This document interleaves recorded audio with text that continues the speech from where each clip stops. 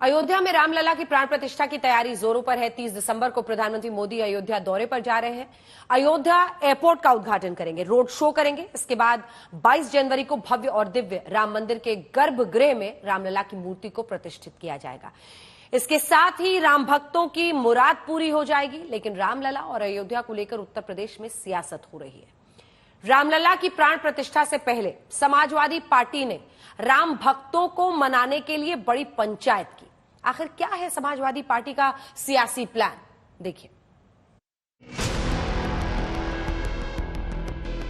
ये समाजवादी पार्टी का दफ्तर है और दफ्तर के बाहर लगे महापंचायत के बैनर को देखिए। यहाँ लिखा है महाब्राह्मण महापंचायत। आप सोचेंगे कि आखिर राम मंदिर और महाब्राह्मण महापंचायत का रिश्ता क्या है, तो सुनिए। महापंचायत के दौरान भगवान राम और हिंदू धर्म के खिलाफ स्वामी प्रसाद मौर्य के बेतुके बयान का मुद्दा उठाया गया। हिंदू धर्म पर मौर्य की टिप्पणी का विरोध किया गया। इसके बाद अखिलेश यादव ने मर्यादित भाषा के लिए सभी को नसीहत दी। महाब्राह्मण पंचायत को संबोधित करते हुए अखिलेश यादव ने साफ कर दिया कि अब धर्म पर टिप्पणी करने वालों की खैर बिल्कुल नहीं है। समाजवादी पार्टी हिंदू विरोधी नहीं है। आदरणीय अखिलेश यादव और आदरणीय नेताजी हिंदू रहे हैं और हरदम उन्होंने सदैव जो धार्मिक चीजें हैं उनका सम्मान किया और केवल हिंदू धर्म का बल्कि समाजवादी पार्टी सभी धर्म, वर्ग, जात और पंथ पर विश्वास करती है, उस सम्मान करती है। आस्था का विषय है हमारा धर्म। ऐसे जिन लोगों ने आवाज उठाई है उनको जवाब भी मिला है और मैं बड़ा स्पष्ट आपको कह देना चाहता हूं कि जो किसी धर्म को, जाति को अपमानित करने का काम करेगा, किसी जाति को, केवल ब्राह्मण, न केवल हिंदू, किसी धर्म और जात को जो अपमानित करेगा वो मुख्य धारा से बाहर हो जाएगा, कलंकित हो जाएगा और समय आने पर अपमानित भी हो जाएगा। आदरणीय अखिलेश यादव ने सदैव इसका प्रतिरोध किया है और उन्होंने कई मौके पर यह कहा है कि समाजवादी पार्टी सभी जात, वर्ग और धर्म के लोगों का सम्मान करती हो। ये ना भूलना चाहिए लोगों को, कहने वाले लोगों को, कि आदरणीय छोटे लोहिया जनेश्वर मिश्र जी इसी पार्टी के संस्थापक सदस्य रहे हैं। आदरणीय बृजभूषण तिवारी जी, जिनको पूरा देश जानता रहा, इसी पार्टी के संस्थापक सदस्य रहे। और चाहे कामेश्वर उपाध्याय से लेकर के और स्पीकर की कुर्सी पर माता प्रसाद पांडे और मनोज पांडे जैसे उनका बहुत बड़ा इतिहास इस समाजवादी पार्टी में है। सवाल यही है कि समाजवादी पार्टी के नेता स्वामी प्रसाद मौर्य के जुबान पर लगाम लगेगी या नहीं। कांग्रेस नेता आचार्य प्रमोद कृष्णम तो समाजवादी पार्टी को राम भरोसे और सनातन विरोधी बता रहे हैं। मंदिर द्रोही समाजवादी पार्टी, राम द्रोही समाजवादी पार्टी, हिंदू द्रोही समाजवादी पार्टी, कल्की धाम द्रोही समाजवादी पार्टी, वो झूठ बोल रहे हैं। उनकी दुकान में सौदा नहीं है, वो बंद हो चुका है। स्वामी प्रसाद मौर्य ने सुपारी ले दी है। अखिलेश यादव जी को हिंदुओं का एक भी वोट पड़ना बड़ा मुश्किल। लेकिन आचार्य इंडिया गठबंधन का हिस्सा है अखिलेश यादव जी। वो किसी गठबंधन का हिस्सा नहीं है। वो ईडी और सीबीआई से करके ये अपना ढोल बजा। समाजवादी पार्टी किसी की सगी नहीं है। ये लोग सर्व समाज के लोगों को अराजकता की आग में झोंकने वाले लोग हैं, दंगों की आग में झोंकने वाले लोग हैं, बहु बेटी की इज्जत आबरू लूटने वाले लोगों का समूह है। और सबसे बड़ी बात है कि उत्तर प्रदेश में आम जनता को हमेशा प्रताड़ित करना, गुंडई, अराजकता उत्तर प्रदेश जनता कभी माफ़ नहीं करेगी। इनका हाल वही है, 100 चूहे खा के बिल्ली हज को चली। उत्तर प्रदेश जनता इनकी कथनी करनी में अंतर को समझती है और कभी इनको माफ़ नहीं करेंगे उत्तर प्रदेश के लोग।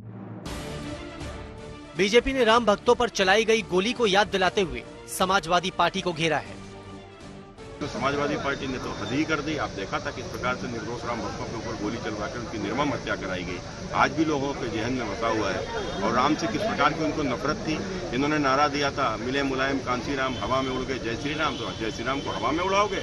और राम भक्त पूज्य हमारे बाबू कल्याण सिंह जी जो उत्तर प्रदेश के मुख्यमंत्री रहे थे, एक भी पिता पुत्र दोनों उनके अंतिम दर्शन को नहीं गए थे। क्यों नहीं गए थे? केवल वोट की राजनीति के कारण। भगवान श्री राम की जन्मभूमि पर बनने वाले मंदिर के मार्ग में बाधा डालने के लिए कभी राम भक्तों पर गोली चलाए, कभी भगवान राम को काल्पनिक बताए।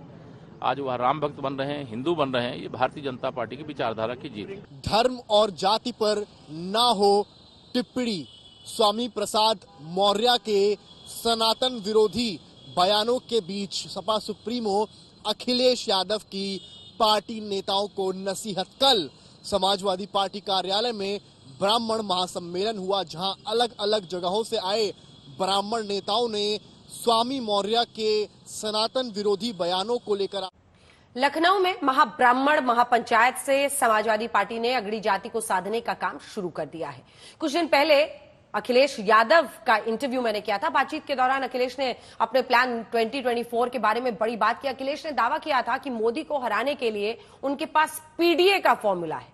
क्या है वो सियासी फॉर्मूला, सुनिए। पिछड़े, दलित, अल्पसंख्यक, एक सोशल इंजीनियरिंग जो आप करने की कोशिश कर रहे हैं, आपको लग रहा है अब उनका क्या है? सर देखिए, उन्होंने एक ब्राह्मण को मुख्यमंत्री बनाया राजस्थान में। ब्राह्मण मुख्यमंत्री कौन बना रहा है इस देश में? अगर आप देखें तो सामाजिक तौर पर, जाति के आधार पर कोई ऐसा रिस्क जल्दी लेता नहीं है। बहुत पहले यूपी में कांग्रेस ने कुछ बार लिया था। उसके बाद आप देखिए कि वो 2 उप मुख्यमंत्री बनाते हैं, एक राजपूत, एक दलित। यहां पर मध्य प्रदेश में आइए तो एक यादव को मुख्यमंत्री, ओबीसी को मुख्यमंत्री बना दिया उन्होंने मध्य प्रदेश में। छत्तीसगढ़ जाइए तो आदिवासी को, विष्णु साय को।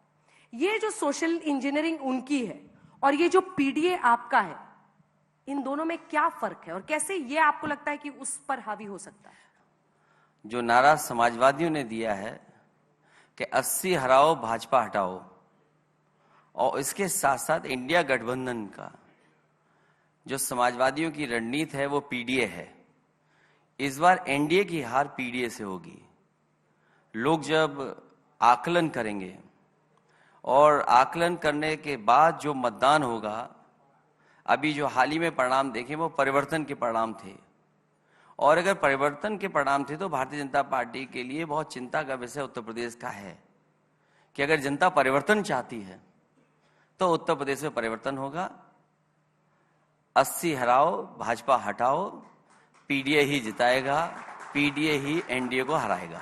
आपके पीडीए को जरा डिकोड करते हैं, क्योंकि अल्टीमेटली अगर इंग्लिश में हम पीडीए देखें तो पब्लिक डिस्प्ले ऑफ अफेक्शन के लिए ये इस्तेमाल होता है। आपके पीडीए का क्या अर्थ है?